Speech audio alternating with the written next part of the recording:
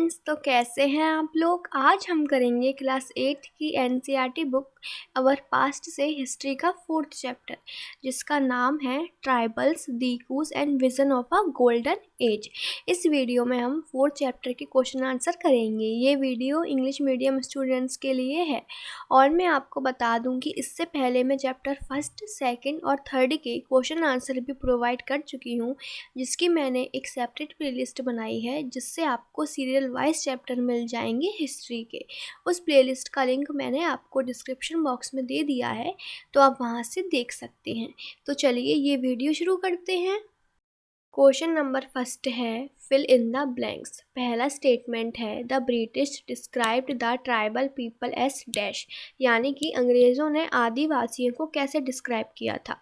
तो इसका आंसर है the British described the tribal people as wild and savage, यानी कि अंग्रेज़ों ने आदिवासियों को जंगली और बर्बर के रूप में डिस्क्राइब किया था। सेकेंड है the method of sowing seeds in jhum cultivation is known as, यानी कि झूम खेती में बीज बोने के तरीके को क्या कहते हैं। तो इसका आंसर है the method of sowing seeds in jhum cultivation is known as broadcast, यानी कि झूम खेती में बीज बोने के तरीके को बिखराव कहा जाता है। थर्ड है the tribal chief got dash titles in central India under the British land settlements, यानी कि मध्य भारत में ब्रिटिश भूमि बंदोबस्त के अंतर्गत आदिवासी मुखियाओं को किसका टाइटल मिल गया था। तो इसका आंसर है the tribal chief got land titles, यानी कि उनको लैंड का टाइटल मिल गया था। फोर्थ है tribals went to work in the dash of Assam and the dash in Bihar, यानी कि असम के और बिहार के आदिवासी कहाँ काम करने जाते थे। तो इसका आंसर है tribals went to work in the tea plantations of Assam and the coal mines in Bihar, यानी कि असम के आदिवासी चाय के बागानों में काम करने जाते थे और जो बिहार के आदिवासी थे वो कोयले की खानों में काम करने जाते थे। क्वेश्चन नंबर 2 है स्टेट वेदर ट्रू और फॉल्स। तो पहला है jhum cultivators plough the land and sow seeds, यानी कि जो झूम कल्टीवेटर्स हैं वो जमीन की जुताई करते हैं और बीज रोपते हैं। तो इसका आंसर फॉल्स है, क्योंकि जो झूम कल्टीवेटर्स होते हैं वो बीजों का बिखराव करते हैं, जिसको हम ब्रॉडकास्ट मेथड कहते हैं। सेकेंड है cocoons were bought from the Santhals and sold by the traders at 5 times the purchase price.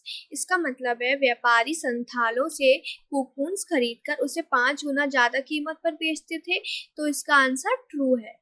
Third है Birsa urged his followers to purify themselves, give up drinking liquor and stop believing in witchcraft and sorcery, यानी कि बिरसा ने अपने followers से अनुरोध किया कि वे अपना शुद्धिकरण करें, शराब पीना छोड़ दें और डायन व जादू टोने जैसी प्रथाओं में यकीन ना करें। तो इसका आंसर ट्रू है।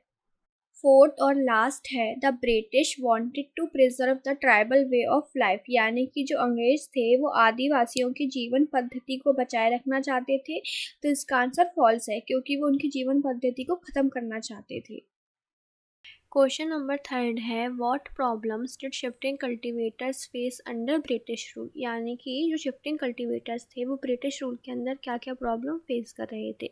तो जो अंग्रेज़ थे उन्होंने आदिवासी के ऊपर कब्जा कर लिया था। उन्होंने ऐसा इसलिए किया था क्योंकि वो चाहते थे कि जो शिफ्टिंग कल्टीवेटर्स यानी कि आदिवासियों का ग्रुप है वो एक ही जगह रहे और खेती करे, ताकि उनका कंट्रोल सीधा उन पर बना रहे और उनसे अपनी इनकम के सोर्सेज को वो बढ़ा सके, वो उनसे खेती करवा सके।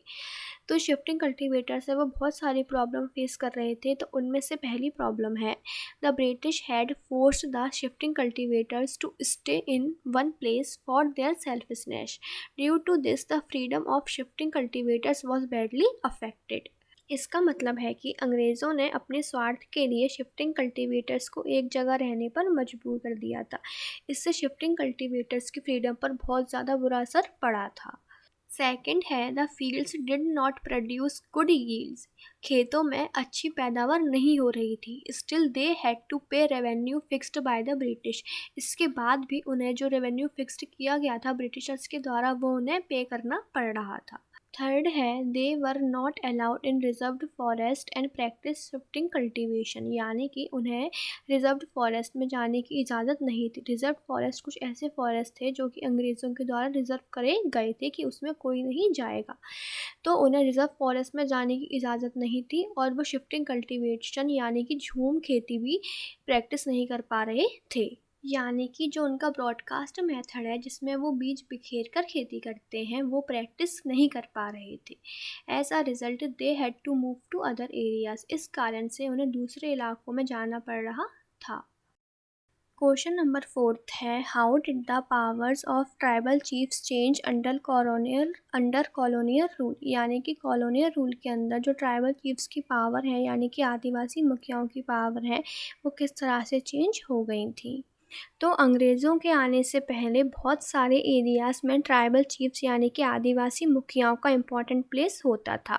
उनके पास दूसरों से ज़्यादा आर्थिक शक्ति होती थी और वे अपने सारे एरियाज़ पर कंट्रोल रखते थे। कई जगह पर तो उनकी अपनी पुलिस भी होती थी और वो लोग अपनी ज़मीन के रूल खुद बनाते थे। ब्रिटिश शासन के आने के बाद ट्राइबल चीफ्स यानी कि आदिवासी मुखियाओं के कामकाज और अधिकार बहुत बदल गए थे। अब हम देखते हैं कि उनकी पावर्स में क्या क्या चेंजेस आए थे। तो इसका आंसर है under colonial rule the functions and powers of the tribal chiefs change considerably. तो फर्स्ट पॉइंट है the tribal chiefs got the ownership rights of the land but there administrative powers were taken away. इसका मतलब है जो tribal chiefs यानी कि आदिवासी मुखियाओं की ownership right थी वो तो उनके पास थी, लेकिन उनकी जो एडमिनिस्ट्रेटिव पावर्स थी वो छीन ली गई थी।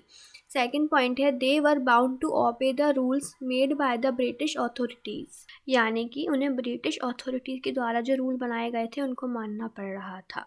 थर्ड पॉइंट है दे आल्सो हैड टू पे ट्रिब्यूट्स टू द ब्रिटिश, यानी कि उन्हें अंग्रेज़ों को नजराना देना पड़ रहा था। नजराने को हम इंग्लिश में बोलते हैं tribute.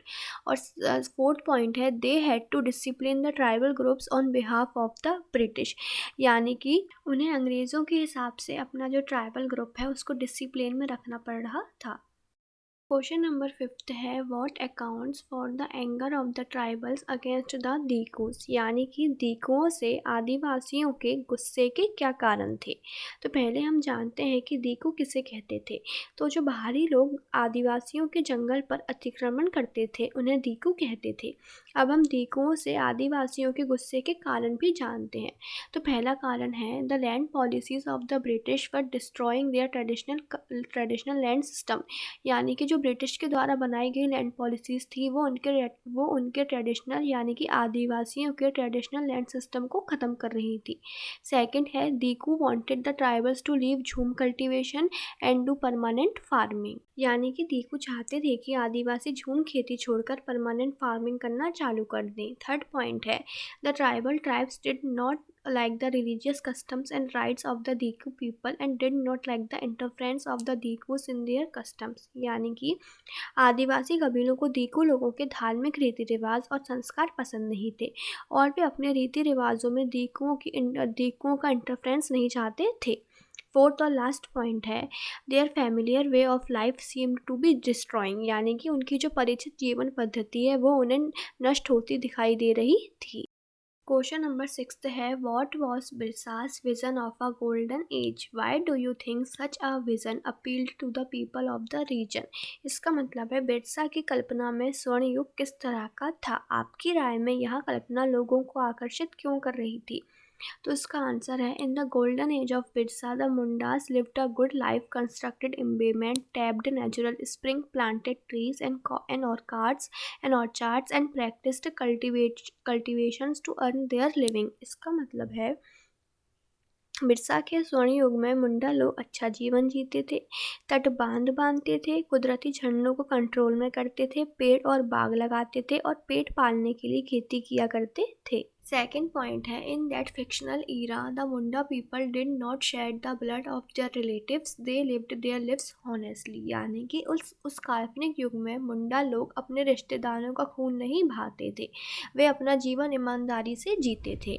This idea was attracting people because the British land system was destroying there traditional land system. ये कल्पना लोगों को इसलिए अट्रैक्ट कर रही थी क्योंकि जो ब्रिटिशर्स का लैंड सिस्टम था वो आदिवासियों के ट्रेडिशनल लैंड सिस्टम को डिस्ट्रॉय कर रहा था, यानी कि ख़त्म कर रहा था। The money lenders were taking away their land and the missionaries were criticising their traditional culture, यानी कि महाजन जो थे वो उनकी ज़मीन छीनते जा रहे थे और मिशनरी उनकी ट्रेडिशनल कल्चर को क्रिटिसाइज़ कर रहे थे, यानी कि उनके ट्रेडिशनल कल्चर की आलोचना कर रहे थे।